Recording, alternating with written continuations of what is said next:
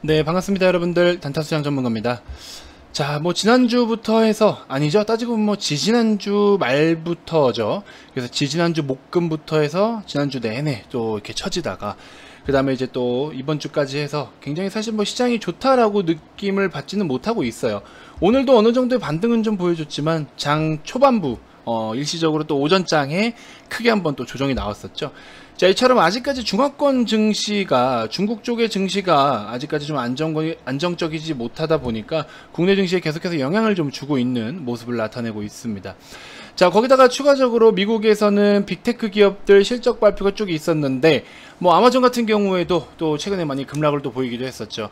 자, 이처럼 사실 실적 시즌이라고 해서 실적 좋은 놈들을 들고 가는 건 맞는데, 최근에 좀 많이 올라왔다가 실적 발표를 했으면 오히려 또 주가가 하락으로 곤두박질 치는 경우들도 상당히 많아요. 이유가 다양하죠. 선반영 됐다, 뭐 그 다음은 뭐 이제 피크가, 여기가 지금 피크이기 때문에 그 다음에는 이제 실적이 꺾인다 등등, 뭐 다양하게 이유를 대고 있습니다. 자, 아무튼 이처럼 이제 그러한 모습들을 좀 보여주고 있는데, 카카오 같은 경우에도 사실 과열이 좀 많이 됐다가 지금 좀 이제 어느 정도는 잠잠해지긴 했는데, 물론 현재 구간에서부터도 매집을 좀 시작해도 되는 구간이라고 생각은 들어요. 근데 일단 중요한 건 여러분들이 사실 그렇게 평가를 안 하고는 있는데 시장에서 그렇게 평가를 해버리는 게 있죠. 아무래도 카카오뱅크 상장 관련한 거, 그렇죠? 그 다음에 최근에 카카오 게임즈의 주가 동향도 나쁘지는 않았었는데 또 시장이 좀 좋지 않으면서 차익 실현과 공매도도 많이 이루어지고 있다. 카카오 기준으로 했을 때도 공매도가 좀 적지 않게 이루어지고 있습니다. 이처럼 공매도가 그때 당시에 5월달인가요? 공매도 거래 재개 직후에는 사실 그렇게 크게 반응이 없어요. 근데 이처럼 그들이 주목받지 않는 현재 시점에서는 공매도가 거래가 활발하게 이루어지죠. 지금 공매도 때문에 시장에서 난리치는 경우는 거의 없거든요. 그냥 시장이 안 좋으니까. 이처럼 공매도 세력들도 결국에는 시장이 하락할 수밖에 없는 상황, 결국에 하락에 대한 명분이 있을 때 공매도를 치는 거예요. 공매도 거래 직후에 공매도가 막 활발할까봐 무섭다, 그때 막 난리 피우죠. 오히려 안 합니다. 그땐 안 하죠. 관심 받고 싶지 않거든. 시끄러운 거 싫거든요. 근데 오히려 시간이 지나고 요즘 굉장히 공매도가 많이 이루어지고 있어요. 전 눈에 다 보입니다. 아무튼 우리 일단은 최근에 아마 카카오 영상을 보시는 분들께서 카카오뱅크에 대한 계속해서 고평가냐 저평가냐 혹은 상장 이후에 홀딩을 해볼까 아니면 뭐 어떡할까 많은 걱정과 고민을 좀 하실 텐데요. 자, 오늘 나온 내용들이 좀 있습니다. 리포트 내용을 좀 토대로 해서 저의 어떤 의견도 같이 한번 보태가지고 여러분들께 새로운 시각으로 새로운 의견을 한번 전달을 해드릴 테니까, 아직 상장되려면 좀 시간 남았잖아요. 6일날 이제 금요일날 상장이 되니까 시간이 좀 남았기 때문에 여러분들 남은 시간 동안 또 편하게 한번 또 시장도 체크해 보시고 또 카카오뱅크나 카카오의 동향도 좀 살펴보시면서 판단을 해보시면 될 것 같습니다. 자, 영상 한번 시작해 보도록 하죠. 구독, 좋아요, 알림 설정 꼭 한 번씩 부탁드리겠습니다. 자, 우선은 카카오의 일봉 차트입니다. 카카오 같은 경우에도 사실 아까 제가 두산중공업 영상을 올려드렸을 때처럼 조금 차트 기준으로만 놓고 봤을 때는 약간은 기간 조정을 거칠 수 있는 흐름으로 진입을 슬슬 하고 있다. 그래서 막바지로 마지노선으로 그나마 좀 버텨줄 거면 지금 현재 구간에서 버텨야 되는데, 제가 봤을 때는 그동안에 달려온 이 랠리를 보인 시점으로부터 글쎄요, 여기서부터 시세가 다시 막 15만원 16만원대까지 올라서서 안착해준다? 아, 글쎄요, 그만한 모멘텀이 있을까요? 사실 실적 발표를 하더라도 솔직히 말씀드리면 실적이 좋은 건 알겠지만 최근에 주가가 오른 폭 대비해서 현재 실적에 대한 어떤 그 전망치나 이렇게 껑충 뛴 걸 보면은 글쎄요, 좀 다소 좀 부담스럽지 않을까. 이미 밸류에 대한 부분은 계속해서 뭐 네이버나 그쵸, 뭐 구글, 아마존, 페이스북과 비교를 했을 때도 조금은 다소 좀 높다, 밸류가 좀 부담스럽다 라고 여길 수 있을 정도의 수준이었는데, 그런 부분이 좀 아쉬운 것 같아요. 그러면서 더불어 또 공매도도 좀 적지 않게 거래가 좀 이루어지고 있거든요. 그래서 공매도 거래가 뭐 너무 많아서 카카오가 너무 계속 빠진다 이런 정도까지는 아니지만, 보시는 것처럼 카카오의 공매도 거래 대금도 평균적으로 한 뭐 300억 원대, 270억 원대 이렇게 쭉쭉쭉 있죠. 그러다가 최근 들어서는 한 100억 초중반대 이렇게 볼 수 있는데, 어쨌든 평균치, 최근 평균치의 공매도 거래 대금은 계속 발생을 하고 있다라고 보시면 될 것 같습니다. 자, 어쨌든 주가가 상승을 보이기 위해서 수급적인 부분도 아직 뭐 특별한 게 없고, 결국 메이저들은 최근 시세가 이렇게 올랐을 때 다 한탕 해먹고 나간 거예요. 이때 당시에 저도 매도를 하고 나서 이거 더 못 먹여드렸다고 욕을 상당히 많이 먹었는데, 어떻게 이때부터 추격 매수 하신 분들 만족하고 계신가요 지금? 저는 그렇게 생각하지는 않거든요. 그래서 오히려 이렇게 먹고 쿨하게 나오는 경우가 조금 더 현명한 선택이 아니었나라는 거를 지금부터 슬슬 생각을 하실 겁니다. 그죠? 그러고 나서 여기서 다시 들어가서 단타로 이만큼 먹고 나왔거든요, 그새. 아무튼 뭐 그런 관점이고, 결국에 한 종목에 너무 집착할 필요는 없다라는 소리입니다. 때가 되면 다 돌아오고, 그 때가 되거나 신호탄을 쏴줄 때 들어가도 늦진 않는다라는 거죠. 자, 몇 가지 특징적인 부분을 좀 보여드릴게요. 우리가 지난번에 제가 플랫폼으로 봐야 되느냐 아니면 은행으로 봐야 되느냐, 그래서 지난번에 비교 영상에서 플랫폼과 은행과 이렇게 해가지고 이제 두 가지로 비교 분석을 좀 해드렸잖아요. 여기서 추가적으로 한 15% 정도만, 상장 이후에 15% 정도만 상승을 보여도 기존에 우리 뭐 KB금융이라든지 신한지주 등등 4대 금융의 시가총액을 훌쩍 뛰넘는 수준으로 올라선다 라고 말씀을 드렸는데, 저도 많이 고민을 해봤어요. 이렇게 해서 단순하게 시총으로만 따졌을 때의 밸류 뭐 중요합니다. 중요한데 기존의 은행들과는 조금 사뭇 다른 유형이고, 솔직히 따지면은 기존의 은행들도 지금 창구가 없어지고 있잖아요. 그쵸? 창구가 점점 사라지고 있어요. 왜? 요즘에는 어플로 다 하지, 누가 뭐 은행 가가지고 그렇게 해요.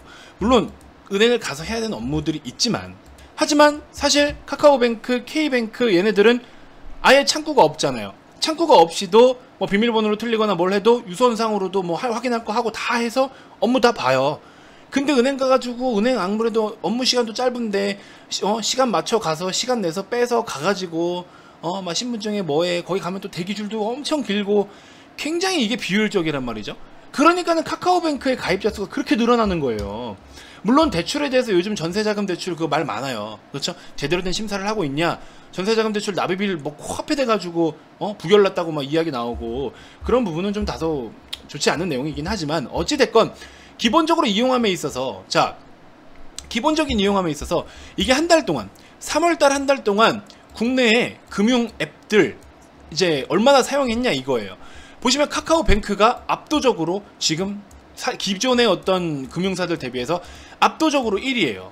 그죠? 토스, 결국에 카카오뱅크와 토스가 지금 1, 2위를 자리 잡고 있다는 거는 어떤 의미일까요, 이게? 지금 당장의 시가총액 비중으로 했을 때, 물론 시가총액으로 봤을 때 뭐 부진할 수 있어요. 기존의 이제 금융사들 대비해서 부진할 수 있어요.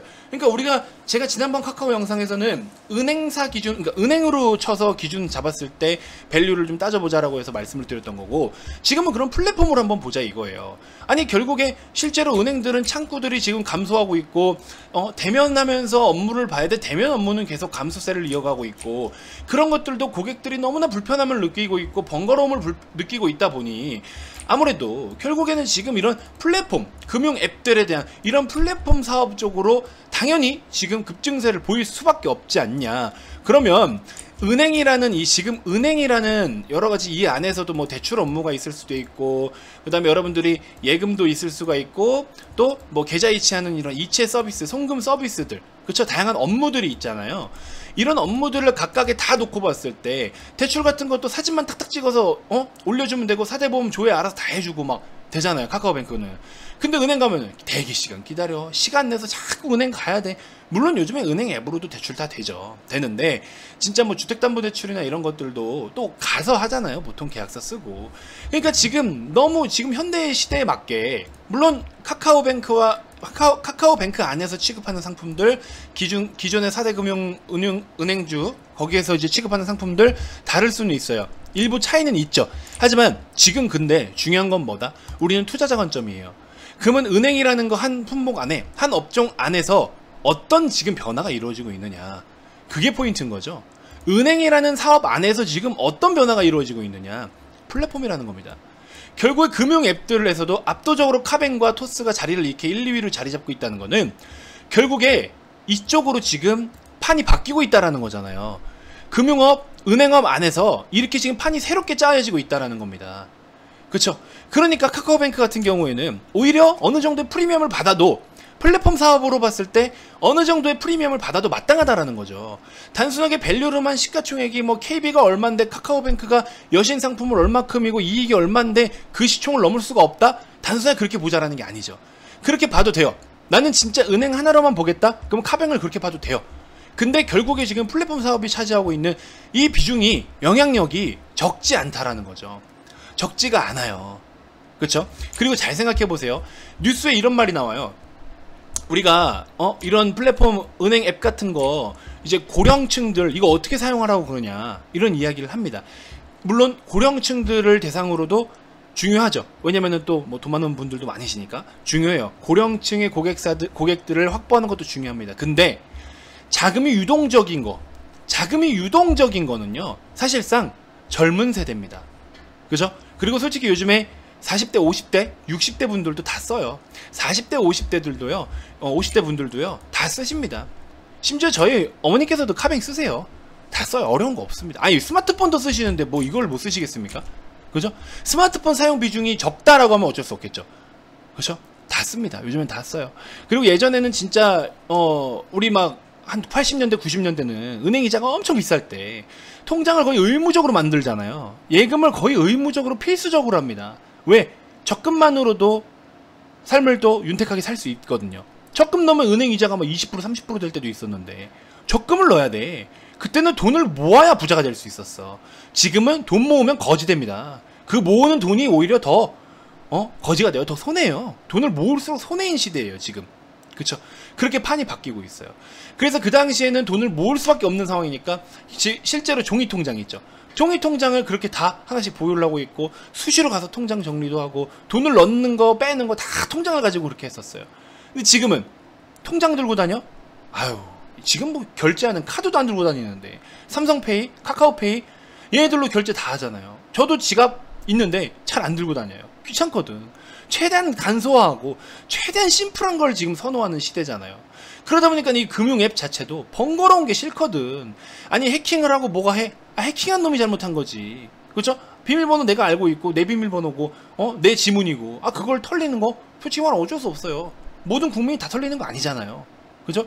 그러니까 지금 같은 경우에는 지금 이런 10대들도 용돈을 모은다든지 적금을 한다든지 내가 카카오뱅크 앱을 깔아서 나는 얼마를 모으고 있나, 이런 거 실제로 부모님들이 자녀분들한테 그렇게 또 돈 교육을 시키시는 분들도 있고, 20대 카카오뱅크 얼마나 많이 씁니까? 저도 지금 카카오뱅크 저도 계좌는 있어요. 많이는 안 쓰지만 30대 분들, 20대 분들, 밀레니엄 세대 다 써요. 많이 씁니다. 얼마나 편해. 카뱅으로 연동을 해가지고 이렇게 또 쓰는 것들도 많고. 그러니까 지금 결국에 저는 이 데이터 하나가 이미 카카오뱅크의 앞으로 미래 가치를 여기 다 증명하고 있다고 봅니다. 그리고 얘네들이 이렇게 그래프가 지금 밑으로 꺾여 들어가고 있는 거, 이거 어쩔 수 없다고 봐요, 저는. 그렇죠? 그래서 이런 부분들 잘 체크해 주시면 될 것 같고, 고객 연령 비중, 물론 금융활동, 또 은행 입장에서 대출이 됐든 뭐 예적금이 됐든 그 다음에 여러가지 금융 업무가 됐든 가장 활발한 게 20대, 30대, 40대잖아요. 그 메인층들이 다 여기 보유하고 있어요. 그럼 뭐가 더 필요합니까? 그죠? 그 다음에 뭐 신용대출에 대한 시장 점유율도, 시장 점유율 벌써 13%나 차지하고 있잖아요. 굉장히 큰 폭으로 지금 증가세를 보이고 있다. 그 다음에 카카오뱅크의 월간 계좌이체 금액도 21년 3월 기준으로 했을 때 엄청난 폭증을 보여주고 있다. 이런 모든 데이터들이 카카오의 앞으로의 어떤 미래에 대한 프리미엄을 받을 수 있는 충분한 모멘텀과 전망이 될 수 있지 않느냐. 근데 단점은 있죠. 창구가 없다 보니까 수수료를 또 지금 막 무료로 하고 있잖아요. 우리 편의점 ATM에서 돈 뽑으면 1200원에서 막 비싸게는 1800원까지 하는 데도 있잖아요. 편의점이나 그냥 일반 ATM. 그런 부분은 사실 은행사, 지금 카뱅에서 다 지급을 해요. 그죠? 그런 것들이 사실 좀 카카오뱅크 입장에서는 수수료 부분이 부담스러울 수는 있는데, 근데 잘 생각해 보세요. 우리 기존에 은행을 운영을 하면서 은행 창구를 운영하면서 창구 운영 비용이라든지 또 추가적으로 그 창구에 대한 어떤 그 직원들이며 건물 관리비며 건물에 대한 어떤 부동산 가치, 이런 것까지 계산을 다 했을 때는 솔직히 말씀드리면 그 수수료 지급하는 거 글쎄요 뭐 맘먹거나 더 넘진 않을 거예요. 그래서 창구 운영에 대한 비용과 수수료에 대한 비용을 어느 정도 뭐 또이또이 한다, 이렇게 좀 보셔도 될 것 같아요.